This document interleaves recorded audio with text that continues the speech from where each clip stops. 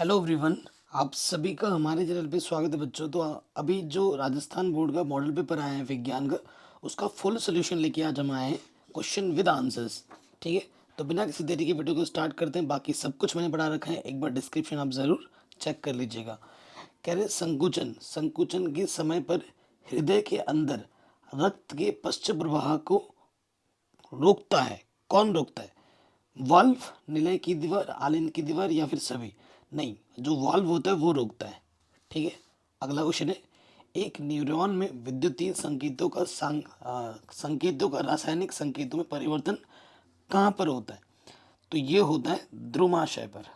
कहाँ पर होता है? ध्रुमाशय पर होता है। मानव मस्तिष्क का क्या कार्य है?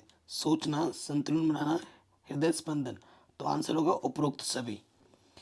RRYY जीनी संरचना का बाह्य लक्षण क्या होता है?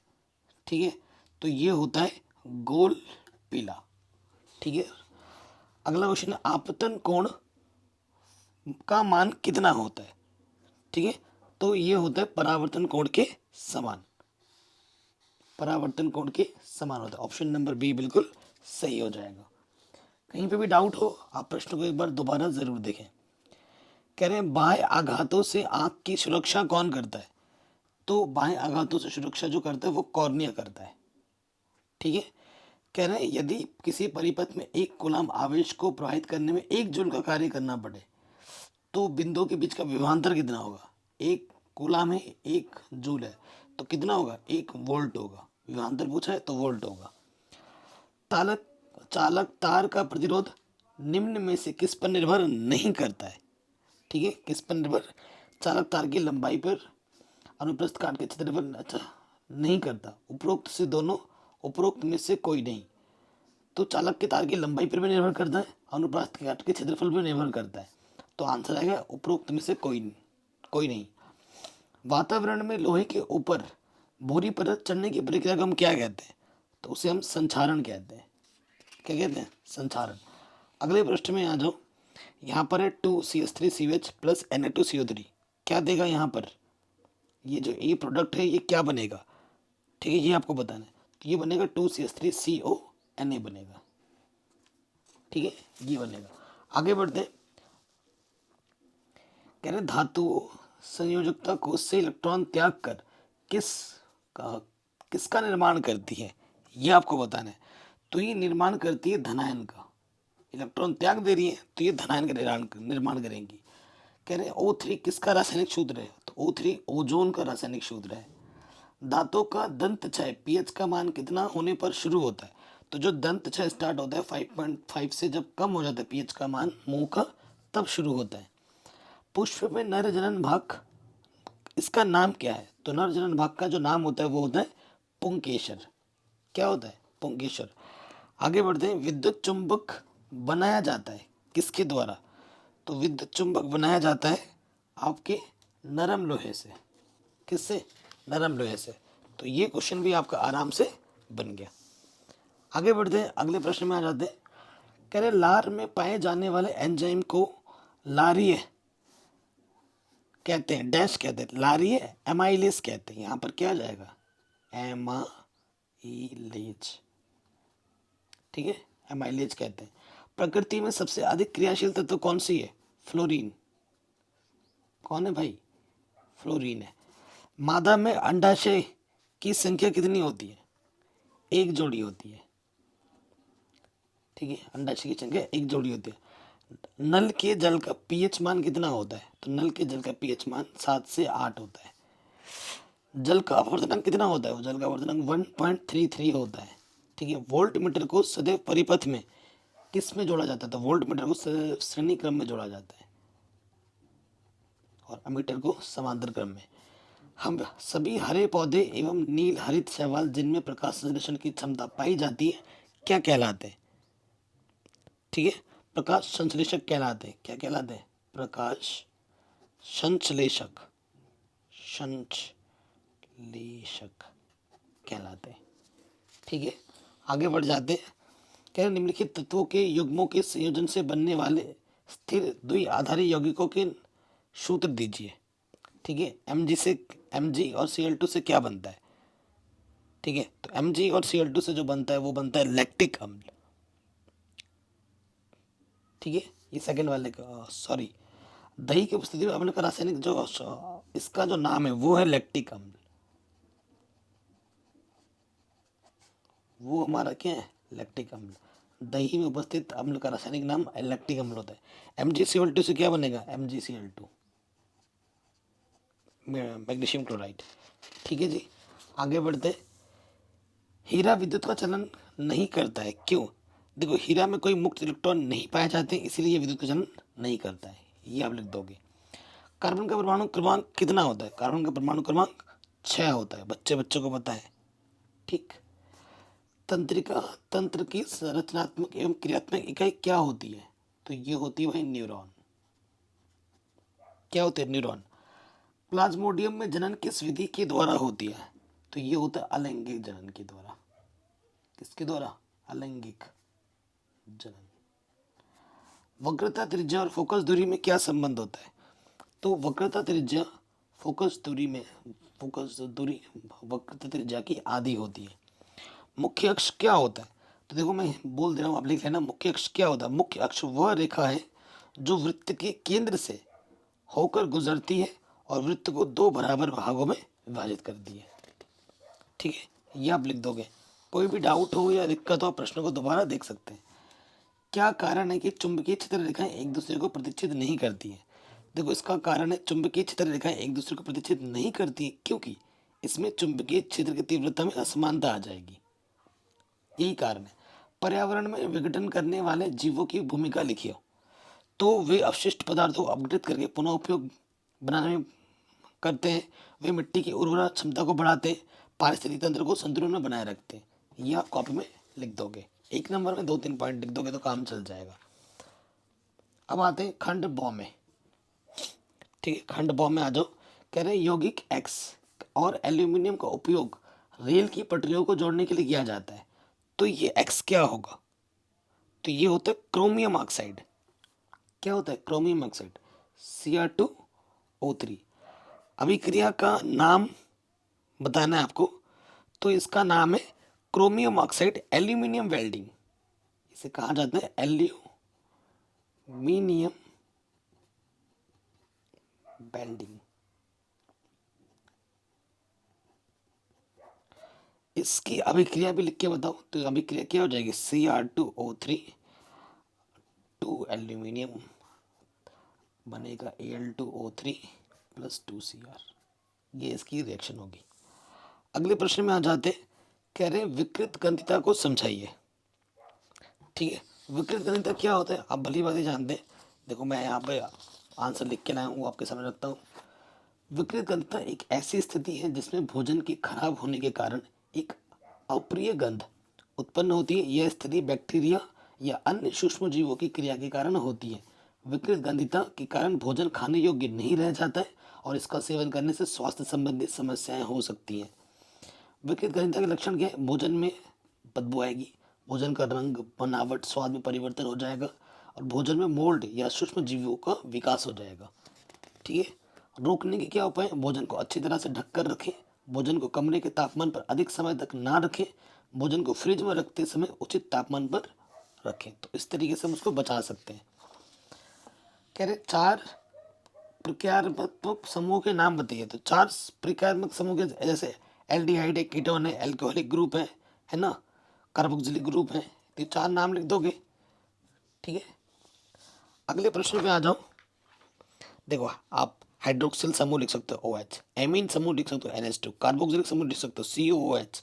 ठीक है, और उसके बाद कीटोनिक समूह CO। तो ये 4 लिख दोगे आप आराम से। कह रहे मिथेनॉल की थोड़ी सी मात्रा का सेवन भी घातक हो सकता है, क्यों? टिप्पणी बताइए। मिथेनॉल क्या होता है? पहले देखो, मिथेनॉल एक रंगहीन गंधहीन तरल होता है जो शराब के रूप में भी जाना जाता है। मिथेनॉल का सेवन घातक हो सकता है क्योंकि यह शरीर में विषाक्तता का कारण बन जाता है। मिथेनॉल की विषाक्तता के लक्षण क्या है? सिर दर्द, मितली, उल्टी, दस्त, दृष्टि में धुंधलापन या फिर कोमा। तो विषाक्तता के कारणों के निम्नलिखित कारण क्या है? देखो, मिथेनॉल युक्त पेय पदार्थों का सेवन करने से ऐसा होता है और मिथेनॉल युक्त उत्पादों के संपर्क में आने से भी ऐसा होता है। ये इसका कारण है। बचने के क्या कारण है कि भैया मिथेनॉल युक्त पदार्थों का सेवन ही ना करें, तो फिर हम बच सकते हैं। मिथेनॉल युक्त उत्पादों के लेवल को ध्यान से पढ़ें और उनको उपयोग करने से पहले निर्देशों का पालन करें, तभी हम इससे बच सकते हैं। कह रहे हैं पौधे के शरीर में पोषण कैसे होता है। तो देखो भाई, पौधे अपना पोषण दो तरीकों से प्राप्त करते हैं। अकार्बनिक पोषक तत्वों का अवशोषण पहला तरीका है। पौधे मिट्टी से अकार्बनिक पोषक तत्वों जैसे nitrogen, phosphorus, potassium, calcium, magnesium का अवशोषण करते हैं, और ये पोषक तत्व पौधों की वृद्धि और विकास के लिए आवश्यक होते हैं। कार्बन डाइऑक्साइड और पानी का प्रकाश संश्लेषण, देखो प्रकाश संश्लेषण के द्वारा पौधे अपना भोजन बनाते हैं, है ना। प्रकाश संश्लेषण एक ऐसी प्रक्रिया है जिसमें पौधे सूर्य के प्रकाश की उपस्थिति में कार्बन डाइऑक्साइड और पानी से कार्बोहाइड्रेट का निर्माण करते हैं, यानी कि अपने भोजन का निर्माण करते हैं। कह रहे सामान्य वृद्धि और लैंगिक परिपक्वता एक दूसरे से किस प्रकार भिन्न है। देखो भाई, सामान्य वृद्धि और लैंगिक परिपक्वता दो अलग अलग प्रक्रियाएं हैं। सामान्य वृद्धि का अर्थ है शारीरिक और मानसिक रूप से बढ़ना। इसमें ऊंचाई, वजन, मांसपेशियों की ताकत, मस्तिष्क की कार्य क्षमता और अन्य शारीरिक मानसिक क्षमताओं में वृद्धि शामिल है। लेकिन लैंगिक परिपक्वता अर्थ है यौन अंगों, प्रजनन क्षमता का विकास। इसमें अंडाशय, गर्भाशय का विकास, मासिक धर्म का आरंभ, शुक्राणुजनन, ये सब शामिल होते हैं। ठीक है, तो ये आप लिख सकते हो, ये इसमें मुख्यतः मेन अंतर होते हैं। अगला प्रश्न है मादा जनन का नामांकित चित्र बनाइए। ठीक है, यानी कि महिलाओं का जो ना मादा जनन तंत्र होता है, इसका आपको चित्र बनाना है। ये हमारा अंडाशय है, ठीक है, ये गर्भाशय होता है, ये गर्भनली होती है, ये योनि होती है, और ये गर्भाशय की ग्रीवा होती है। इतना सिंपल सा चित्र आप बना देंगे, ठीक है, बन जाएगा। आगे बढ़ते हैं। अगर आपको इसकी पीडीएफ चाहिए क्वेश्चन पेपर विद सोल्यूशन की, तो प्लीज़ चैनल को सब्सक्राइब कर लें, हर जगह शेयर करें दोस्तों के साथ, और वीडियो को ज़्यादा से शेयर करोगे तो इसकी पीडीएफ के लिंक्स मैं डिस्क्रिप्शन में प्रोवाइड करवा दूंगा। ठीक है, कह रहे जब प्रकाश की किरणें तिरछी आपतन के साथ प्रवेश करती हैं तो उनका मार्ग दर्शाते हुए एक किरण आरेख बनाइए हवा से पानी में। ठीक है, सो देखो, ये हवा है, ये पानी है, ये आएगी और अपवर्तित हो जाएगी। सिंपल, ये चित्र बनाने के लिए बोला है। अगला प्रश्न क्या बोले, उत्तल दर्पण द्वारा बने प्रतिबिंब की स्थिति क्या होती है।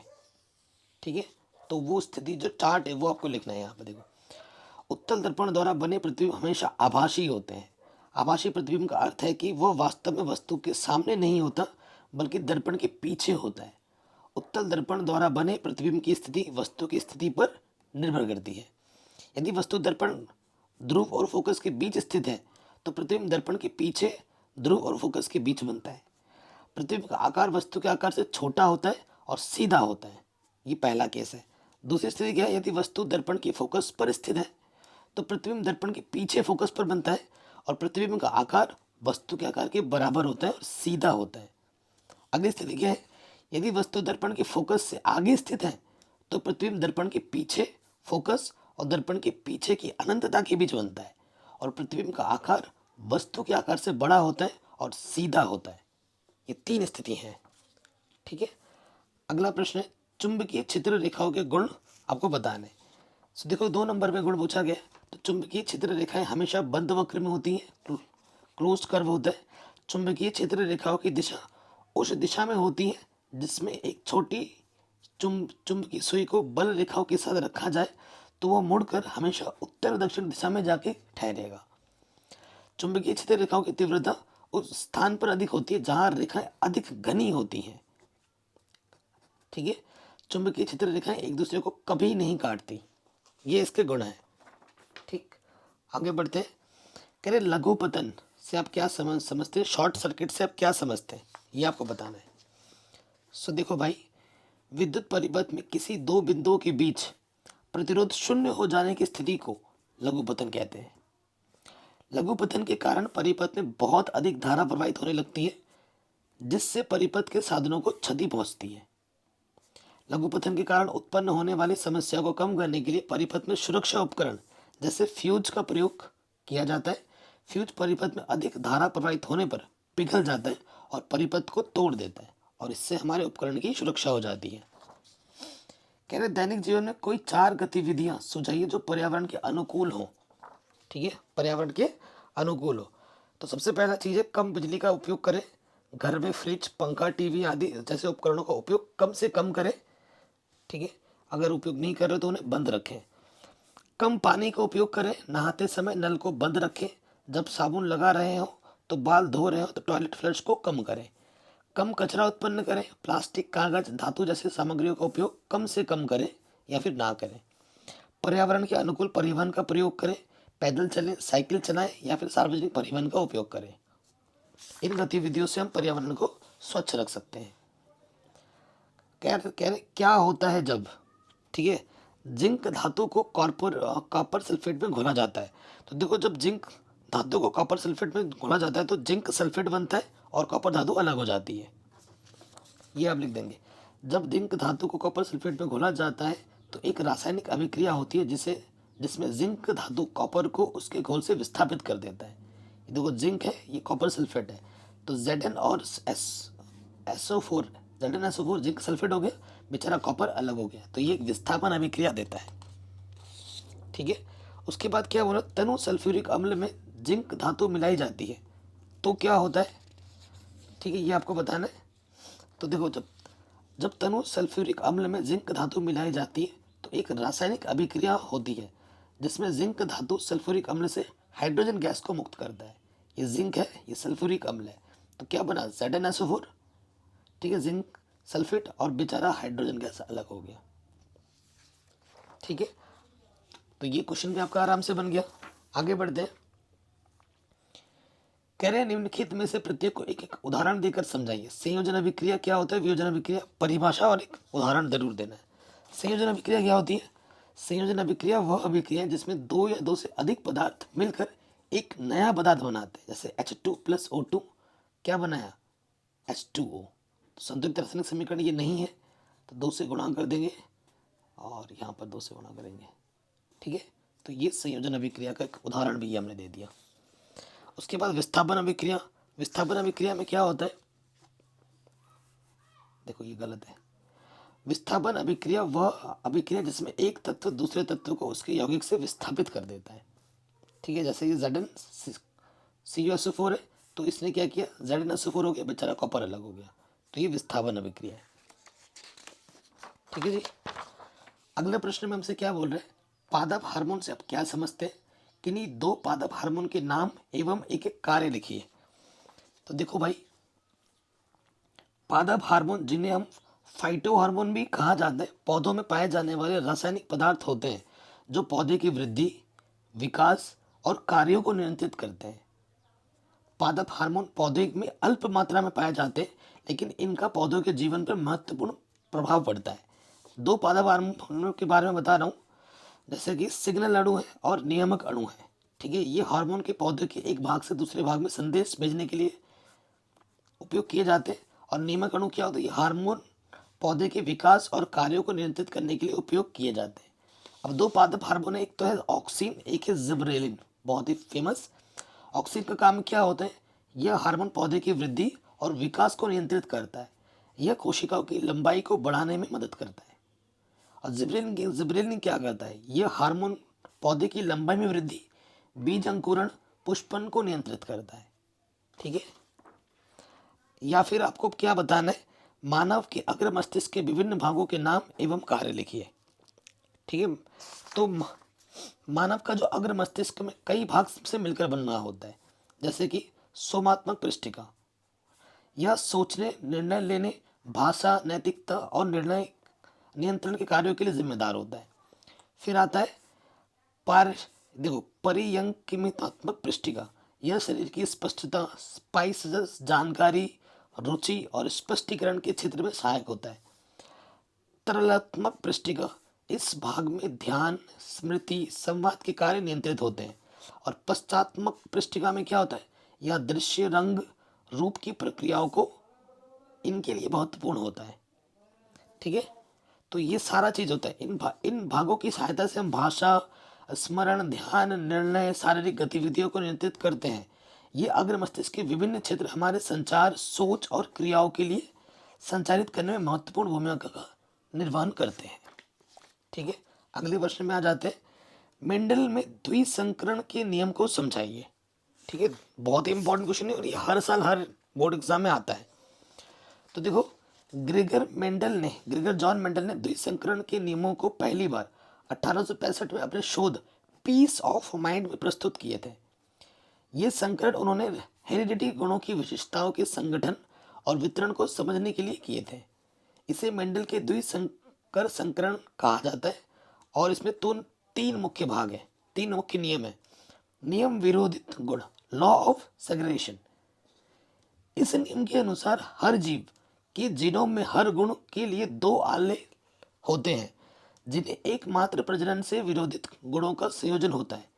इन आलेलों का विकास अनुपस्थित और स्वतंत्र होता है, जिससे प्रत्येक जीव को माता पिता से एक आलेल मिलता है। ठीक है, ये पहला नियम है। दूसरा नियम आपका क्या होता है? नियम स्वतंत्र विवादी गुण। इस नियम के अनुसार एक जीन प्रजनन के समय दूसरे जीनों से स्वतंत्र रूप से विभाजित होता है, अर्थात एक गुण का संयोजन दूसरे गुणों के संयोजन से असंबद्ध होता है। तीसरा नियम है नियम विरोधित संयोजन। इस नियम के अनुसार यदि एक जीन के दो आले हेटेरोजाइगोट होते हैं तो एक आलेल दूसरे को निर्वाह करता है और प्रकट होता है, जबकि दूसरा आलेल छुपा रहता है। ये इनका नियम है। या फिर अगला क्या बोला था प्रश्न, इसमें क्या बोला? मेंडल द्वारा प्रतिपादित पृथक्करण के नियम को समझाइए। पृथक्करण का नियम को समझाना है। यहाँ देखिए पृथक्करण नियम लिखा है मैंने। मेंडल द्वारा प्रतिपादित पृथक्करण का नियम आनुवंशिक के तीनों नियमों में से एक है। यह नियम बताता है कि जब दो विपरीत लक्षणों वाले जनकों का हम संकरण कराते हैं तो पहली पीढ़ी F1 पीढ़ी में दोनों लक्षणों एक साथ होते हैं, लेकिन F2 पीढ़ी में वे स्वतंत्र रूप से अलग अलग होते हैं। मेंडल ने यह नियम अपने मटर के पौधों पर प्रयोग के आधार पर प्रतिपादित किया। उन्होंने दो विपरीत लक्षणों वाले मटर के पौधों का संकरण कराया, जैसे कि बीज का रंग और बीज का आकार। F1 पीढ़ी में सभी पौधों में दोनों लक्षण एक ही रूप में पाए गए, जैसे कि बीज पीले और गोल। ठीक है, ये आपको बताना है। अगला क्वेश्चन है, स्वच्छ आकाश का रंग नीला क्यों दिखाई देता है? ठीक है, देखो, सूर्य से आने वाला प्रकाश 7 रंगों से मिलकर बना होता है। इन रंगों में से नीले रंग की तरंगदैर्घ्य सबसे कम होती है। जब सूर्य का प्रकाश वायुमंडल से होकर गुजरता है तो यह वायुमंडल में उपस्थित धूल के कणों से टकराता है। नीले रंग की तरंगदैर्घ्य सबसे कम होती है और यही कारण है कि वायुमंडल में उपस्थित धूल के कणों से अधिक बार टकराता है और अधिक फैल जाता है। इसीलिए हमें स्वच्छ आकाश का रंग नीला दिखाई पड़ता है, इसी वजह से। ठीक है, अगला क्वेश्चन क्या बोल रहे हैं? हमें वर्षा के बाद ही आकाश में इंद्रधनुष क्यों दिखाई देता है? नॉर्मल कभी भी आपको नहीं दिखेगा, जब बारिश होगी तभी दिखता है। देखो, इंद्रधनुष एक प्रकाशिक घटना है जो सूर्य के प्रकाश के वायुमंडलीय जल कणों से टकराने के कारण होता है। जब सूर्य का प्रकाश वायुमंडलीय जल कणों से टकराता है तो यह 7 रंगों में विभाजित हो जाता है और ये रंग हमें इंद्रधनुष के रूप में दिखाई देते हैं। इंद्रधनुष में वर्षा के बाद ही दिखाई देता है क्योंकि वर्षा के बाद वायुमंडल में जल कणों की संख्या अधिक होती है। इसीलिए सूर्य का प्रकाश जल कणों से अधिक बार टकराता है और इंद्रधनुष बनता है, यही कारण है। ठीक है, या फिर आपको बताना टिंडल प्रभाव किसे कहते हैं? ठीक है, देखो, टिंडल प्रभाव एक प्रकाशिक घटना है जो निलंबित कणों के कारण होती है। जब प्रकाश इन कणों से होकर गुजरता है तो यह कणों से टकराकर बिखर जाता है और इस बिखराव को ही टिंडल प्रभाव कहते हैं। टिंडल प्रभाव का उपयोग कई प्रकार के अनुप्रयोगों में किया जाता है। दूध में उपस्थित वर्षा के कणों को देखने के लिए, धुआं और धूल को देखने के लिए, रसायन विज्ञान में प्रयोगों के लिए। ठीक है, बहुत ही सिंपल वे में लिखा है मैंने एकदम। आगे बढ़ते हैं। तारे टिमटिमाते क्यों प्रतीत होते हैं? ठीक है, देखो, तारे जो है ना वो हमसे बहुत दूर है, इसीलिए हमसे आने वाले प्रकाश का मार्ग बहुत ज़्यादा लंबा होता है। इस लंबे मार्ग से वायुमंडल के कण होते हैं, ये कण प्रकाश को विक्षेपित कर देते हैं। इसीलिए हम तारे को एक स्थिर बिंदु के रूप में नहीं बल्कि एक टिमटिमाते हुए बिंदु के रूप में देखते हैं। तारे के टिमटिमात अधिक होने का कारण यह है कि तारा जितनी दूरी पर स्थित होगा प्रकाश का मार्ग उतना ही लंबा होगा, इसीलिए प्रकाश का विक्षेपण भी उतना ही ज़्यादा होगा और तारे के टिमटिमाहट को कम करने के लिए दूरबीन का प्रयोग किया जाता है। दूरबीन प्रकाश को एकत्र करके एक बिंदु पर केंद्रित करती है, इससे प्रकाश का विक्षेपण कम हो जाता है और तारा अधिक स्थिर दिखाई देता है। ठीक है, अगला क्वेश्चन, अगले क्वेश्चन पे आ जाओ। कह रहे अम्ल किसे कहते हैं? अम्ल किसे कहते हैं? अम्ल एक प्रकार का रासायनिक यौगिक है जो जल में घुलकर हाइड्रोनियम आयन देता है, H पॉजिटिव आयन देता है। अम्लों का स्वाद खट्टा होता है और वे लाल लिटमस पत्र को नीला कर देते हैं।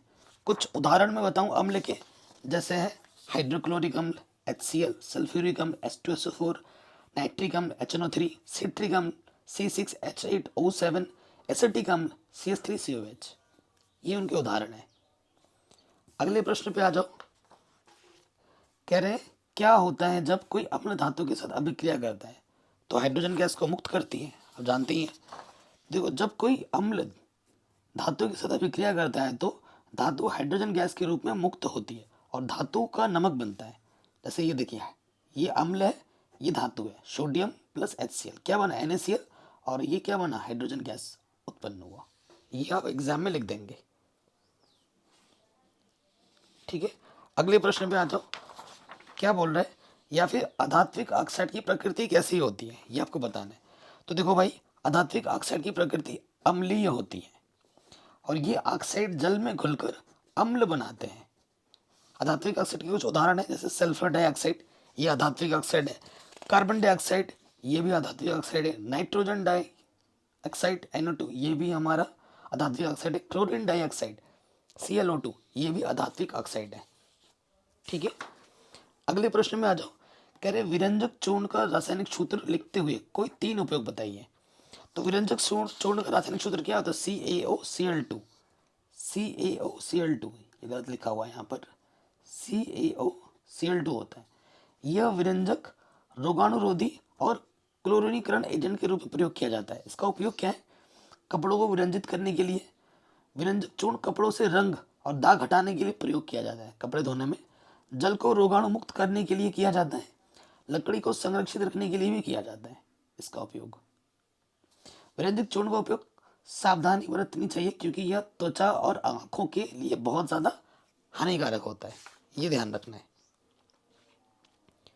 अगले प्रश्न में आ जाओ। कह रहे अमीबा में पोषण विधि को सचित्र द्वारा समझाइए। चित्र बनाते हुए समझाना है हमें। तो देखिए, ये अमीबा है, ये चित्र आपको बनाना है प्रॉपर। ठीक है, ये केंद्रक है, ये खाद्य कण बाहर था, फिर जैसे अंदर है इसने इसको पास से घेर लिया, फिर इसने पूरा बंद कर दिया और ये खाद्य पदार्थ अंदर आ गया। ठीक है, इसको दिखाना है, आप प्रॉपर वे में लिखना है। देखो, अमीबा जो होता है वो एक कोशिकीय प्राणी है जो प्राय कि बड़े नंबर में तो बड़ा लिखना है, जो जल मध्य और कीटात्मक में पाया जाता है। अमीबा का शरीर सचेतुर होता है और इसका पोषण विधि निम्नलिखित तरीके से होता है। सबसे पहले पाचन होता है।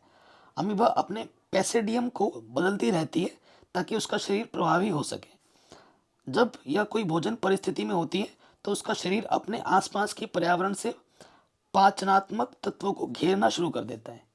देख रहे हो? फिर प्रवाही क्या करता है? अमीबा का शरीर प्रवाही होता है और इसमें शरीर के किसी भी भाग से दूसरे भाग में ऊर्जा और पोषण सामग्री का प्रवाही हो सकता है आराम से। फिर आता है फगोसाइटोसिस। अमीबा भोजन के लिए अपने शरीर को बदलकर पंचनात्मक तत्वों को घेरती है और इस प्रक्रिया को फगोसाइटोसिस कहा जाता है। अमीबा अपने शरीर को भोजन सामग्री के चारों ओर बांध लेती है और इसे अपने शरीर के अंदर ले लेती है। फिर होता है असिमिलेशन। अमीबा फाइगोटिसिस के माध्यम से शरीर में लिए गए भोजन को असिमिलेट करती है जिससे उसका पोषण हो सके। फिर क्या करती है? उत्सर्जन। जब अमीबा ने अपने भोजन को पूरी तरह से असिमिलेट कर लिया है तो अत्यधिक जल और अन्य असारगत तत्वों को शरीर से बाहर निकाल देती है। तो ये उसका पूरा चरण होता है। आगे बढ़ो। हाँ, अगले प्रश्न में या तो ये पूरा लिखना था या फिर ये करना है, अथवा में 2 प्रश्न को उत्तर देना। आमाशय से कौन सा अम्ल निकलता है? तो आमाशय से हाइड्रोक्लोरिक एसिड HCl निकलता है। ठीक है, आमाशय में अम्ल के 2 कार्य लिखो। क्या होगा यदि आमाशय में श्लेष्मक स्राव नहीं होगा? सो देखो, सबसे पहला काम है पाचन। आमाशय में अम्ल का मुख्य कार्य भोजन के पाचन में सहायता देना है। हाइड्रोक्लोरिक एसिड आमाशय में बनता है और ये भोजन को में मौजूद प्रोटीन को पेप्टेसाइड और पेप्टोन में टूटने में मदद करता है, जिससे क्या होता है, छोटे टुकड़ों में विभाजित किया जा सकता है और इसके बाद अन्य पाचन एंजाइम्स कार्य करके इन्हें छोटे टुकड़ों और अधिक छोटे रसायनों में टूटते हैं जिससे पोषण आसानी के साथ हो सके। पैथोजनों का नाश करना, आमाशय में अम्ल की मौजूदगी से आयुर्वेदिक सिद्धांतों के अनुसार यह पैथोजनों और कीटाणुत्मकों को मारकर संरक्षण का कार्य करता है। अम्ल एक प्रकार का अति अम्ल है, इसका अधिक प्रयोग आमाशय की सफाई में भी किया जा सकता है। देखो, अगर आमाशय में श्लेष्म का स्रावन नहीं होगा तो क्या होगा, ठीक है, तो पाचन संबंधित समस्याएं हो जाएंगी। श्लेष्मा का स्राव कम होने से भोजन के पाचन में कठिनाई हो सकती है। यह समस्या उत्पन्न हो सकती है जैसे कि अपाचन, एसिडिटी, या फिर बर्र ऐसे निकलता है ना, बर्र बर्र डकार आना। पोषण समस्या, श्लेष्मा का सामान्य श्रावण पोषण को सही ढंग से शोधित करने में मदद करता है। यदि इसका स्राव कम हो तो पोषण की कमी हो सकती है, आपका शरीर अच्छे से बनेगा नहीं, कमजोर रह जाओगे। पैथोजनों का संबंध, श्लेष्मागार सामान्य संरक्षण में भी मदद कर सकता है, लेकिन इसकी कमी से रोग की आशंका हो सकती है। आमाशय के संरक्षण में कमी आने से रोगाणु और कीटात्मकों का प्रतिरोध कमजोर हो सकता है। इन स्थिति में चिकित्सक की सलाह लेना सुरक्षित रहता है, मतलब डॉक्टर को दिखाना पड़ता है। अगला प्रश्न है, विद्युत परिपथ किसे कहते हैं? तो विद्युत परिपथ क्या होगा? वह पथ जिसमें विद्युत ऊर्जा का संचार हो, विद्युत साधनों के माध्यम से विद्युत धारा प्रवाहित होती है, उसे विद्युत परिपथ कहते हैं। विद्युत परिपथ में क्या होता है? बल्ब, स्विच, तार, फ्रिज, बहुत सी जो उपकरण है वो सब शामिल होती है। अगला प्रश्न हमसे क्या बोल रहे हैं? किसी विद्युत परिपथ में बल्ब के तंतु में 0.5 एम्पियर, यानी कि आई हमें दे रहा है, विद्युत धारा दे रखी है 0.5 एम्पियर, 10 मिनट तक, समय जो दे रखा है 10 मिनट दे रखा है, तो मिनट को हम बदलेंगे सेकंड में। बदलने के लिए 1 मिनट में 60 सेकंड होते, गुणा कर देंगे तो ये हो जाएगा 600 सेकंड। विद्युत परिपथ से प्रवाहित विद्युत आवेश का मान हमें निकालना है। आवेश क्या होता है? Q बराबर आई टी। तो आई हमारे पास कितना है? 0.5, और टी हमारे पास है 600। गुणा कर देंगे 5 छंग 30, जैसे 2 0 दशमलव के स्थान के बाद, तो यह आ जाएगा 300।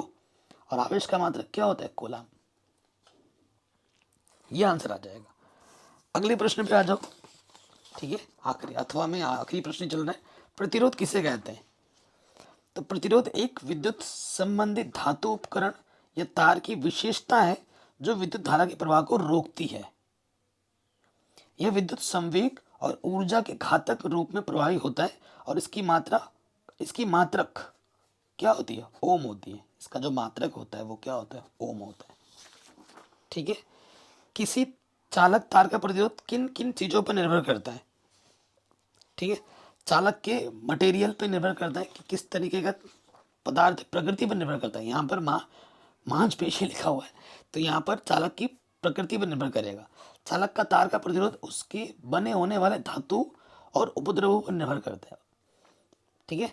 विभिन्न धातुएं और उपद्रवों के प्रतिरोध की मात्रा में विभिन्नता होती है, किसी के ज़्यादा तो किसी के कम पर। तो किस टाइप के तार है उस पर निर्भर करेगा। तार की लंबाई भी निर्भर करता है। तार की लंबाई प्रतिरोध पर प्रभाव डालती है। लंबे तारों का प्रतिरोध अधिक होता है, जबकि छोटे तारों का प्रतिरोध कम होता है। तार के व्यास पर निर्भर करता है, कितना उसकी मोटाई है, कितना उसका क्षेत्रफल है। तार की चौड़ाई तार के अधिकतम क्षेत्र के भी प्रतिरोध को प्रभावित करता है। बड़े व्यास के तारों का प्रतिरोध कम होता है, मतलब जितना क्षेत्रफल घेर रहा है उसका प्रतिरोध उतना कम होगा, और जबकि छोटे व्यास के तारों का प्रतिरोध ज़्यादा होता है। गति पर भी निर्भर करता है। तार के प्रतिरोध का तापमान का प्रभाव डालता है। अधिक तापमान पर तार का प्रतिरोध बढ़ सकता है, जबकि कम तापमान पर इससे कम हो जाता है। तो ये पूरा मॉडल पेपर मैंने क्वेश्चन विद सोल्यूशन हर एक का, अथवा फतवा में जो भी था, क्वेश्चन विद आंसर मैंने आपको बता दिया है। बाकी मैंने मैथ, विज्ञान सब कुछ पढ़ा रखा है। लिंक्स मिल जाएगी डिस्क्रिप्शन में, प्लेलिस्ट को जरूर चेक करें और इस वीडियो को हर जगह शेयर करें। जय हिंद, मिलते हैं नए वीडियो में।